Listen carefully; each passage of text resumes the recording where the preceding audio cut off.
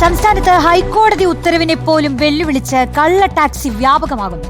സ്വകാര്യ കാറുകളാണ് വ്യാപകമായി വാടക വാങ്ങി സംസ്ഥാനത്ത് തലങ്ങും വിലങ്ങും ഓടുന്നത്.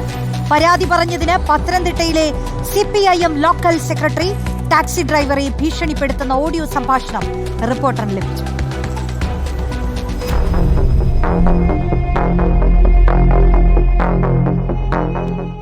സംസ്ഥാനത്ത് വ്യാപകമായി സ്വകാര്യ വാഹനങ്ങൾ ടൂറിസ്റ്റ് വാഹനങ്ങളായി വാടകയ്ക്കോടുകയാണ്.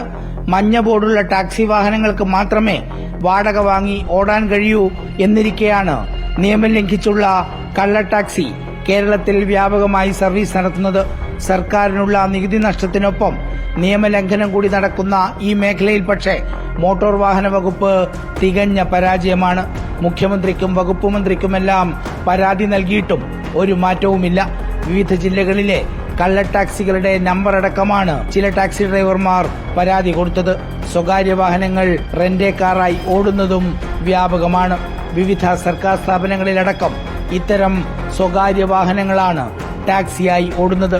ടാക്സി ഡ്രൈവർമാർ പലപ്പോഴും ഇത്തരം കള്ള ടാക്സികളെ തടഞ്ഞിടാറുണ്ടെങ്കിലും അതെല്ലാം സംഘർഷത്തിൽ കലാശിക്കുമെന്നല്ലാതെ ഒന്നും സംഭവിക്കാറില്ല.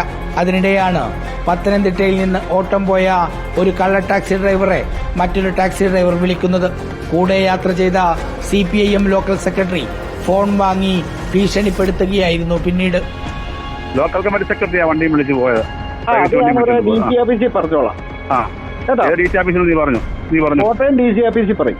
നീ കോട്ടയം DC ഓഫീസ് കേട്ടോ. കൊള്ളാം, നല്ല ലോക്കൽ സെക്രട്ടറി ആണല്ലോ. ഓക്കെ. വണ്ടി ഓട്ടം പിടിച്ച് പോലെ നീ പവനെ പിടിച്ച് ഭീഷണിപ്പെടുത്തും അല്ലേ?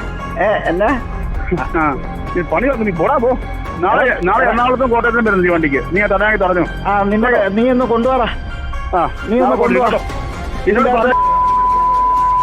പോടാ. ലോക്കൽ സെക്രട്ടറിക്കെതിരെ CPIM പത്തനംതിട്ട ജില്ലാ സെക്രട്ടറി രാജു എബ്രഹാമിന് പരാതി നൽകിയെങ്കിലും ഒരു നടപടിയും ഉണ്ടായില്ല. റിപ്പോർട്ടർ, തിരുവനന്തപുരം.